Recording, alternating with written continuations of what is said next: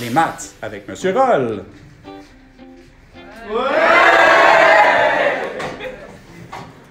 Donc, voici comment trouver une combinaison linéaire graphiquement.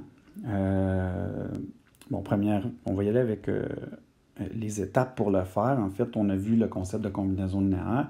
Donc, une combinaison linéaire, c'est quand j'ai un scalaire fois un vecteur, plus un scalaire fois un deuxième vecteur qui engendre un troisième.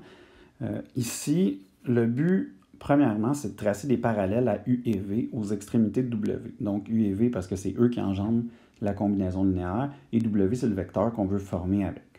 Fait que notre première étape, quand on fait ça, donc, ça va être de tracer une parallèle aux extrémités, ce qui va nous former un triangle. Une fois qu'on a le triangle dessiné, il faut mesurer les vecteurs, en fait la norme de U et la norme de V, autrement dit la mesure du vecteur, et les côtés du triangle qu'on vient de former. Parce que les côtés de ce triangle-là, en fait, c'est le vecteur U multiplié par un certain nombre de fois et le vecteur V multiplié par un certain nombre de fois. Et nous, ce qu'on veut trouver, c'est quoi? C'est K1 et K2. Là. Ensuite de ça, on sait que ce qu'on a trouvé, en fait, la norme des côtés du triangle, si on veut les vecteurs multipliés, c'est la norme de K1 fois le vecteur V. Et on a vu dans nos propriétés qu'on pouvait sortir la valeur absolue du scalaire et de la multiplier par la norme de U. La norme de U, on la connaît déjà parce qu'on peut la mesurer. Et nous, ce qu'on va chercher dans ça, c'est le K1 et le K2 séparément. Vous allez voir dans l'exemple après. C'est assez simple à faire, c'est juste une question d'écriture. Une fois que ça c'est fait, on veut déterminer les signes de K1 et de K2 selon le sens des vecteurs. Donc, une fois qu'on a trouvé les K1 et K2, leur valeur absolue, en fait, si on veut, il nous reste juste à déterminer est-ce que c'est positif ou négatif selon le sens des flèches. Bon, pour comprendre mieux ces 4 étapes-là, on va y aller avec un exemple concret. Donc ici, déterminer la combinaison linéaire de U et V, telle que K1 fois U plus K2 fois V donne W. J'ai le vecteur U, j'ai le vecteur V déjà mesuré, donc vecteur U 1,8 cm, vecteur V 2 cm environ, et j'ai le vecteur W.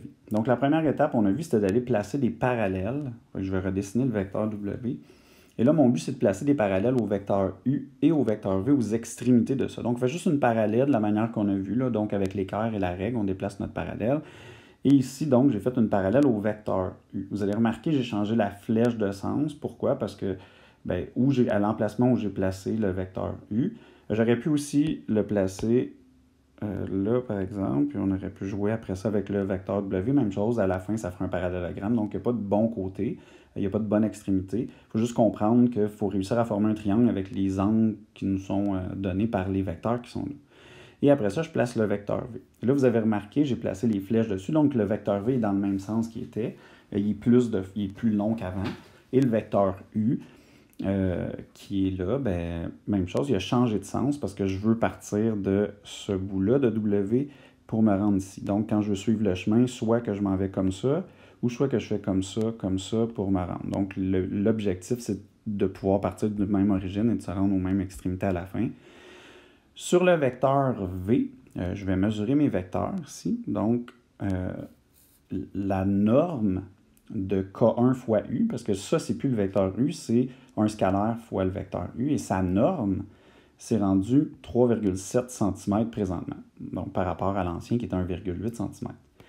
Et mon vecteur V multiplié, donc K2 fois le vecteur V, présentement mesure environ 5,6 cm. On s'entend, c'est des mesures présentement fictives, là, c'est pas, si tu mesures sur ton écran, ça ne sera pas proportionnel.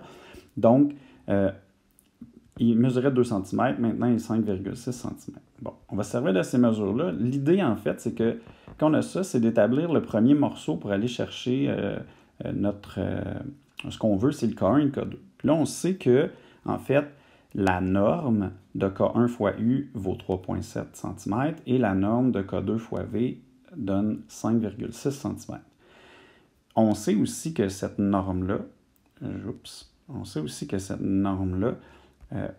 c'est égal, parce qu'on a vu avec nos propriétés des opérations qu'on peut faire sur les vecteurs, c'est qu'on peut sortir le scalaire en faisant la valeur absolue du scalaire fois la norme du vecteur U pour séparer le scalaire fois le vecteur qui était déjà une norme ici. Et pourquoi on veut faire ça? Parce que la norme du vecteur U et la norme du vecteur V, qui sont là, on les connaît parce qu'ils sont respectivement 2 pour le vecteur V et 1,8 pour le vecteur U. Donc, on va aller remplacer ces valeurs-là.